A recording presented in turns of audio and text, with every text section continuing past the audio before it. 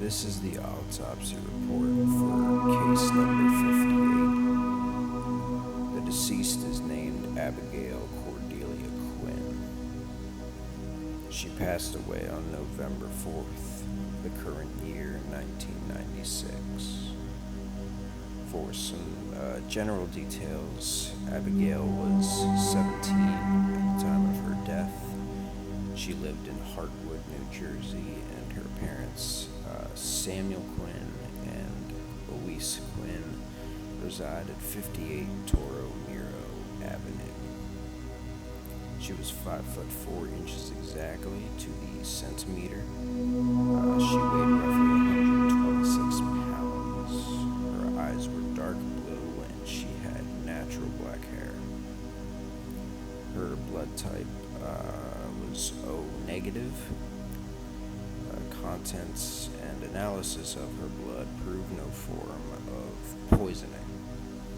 A post-mortem toxicology report noted that she was heavily intoxicated at the time of her death.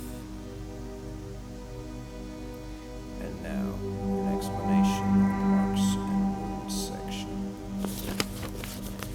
According to the reports I have in front of me, after knocking on Abigail's door at around 8:36 a.m., Louise Quinn, Abigail's mother, noted a rather foul stench and what seemed to be blood coming from underneath the doorway. She immediately contacted the police, who couldn't open the door. Seeing as her room was on the first floor, they entered through a window. That's where they found Abigail's corpse. She had been nailed to the door in a crucifixion-like pose. There seemed to be a struggle, as most of her clothing was missing, and a massive gaping hole was left where her heart was. Blood seemed to drench the entire room.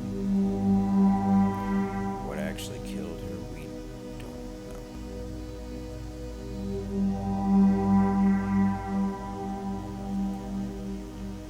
One last note, her window, the one opposite her door, when police found it, it was already open.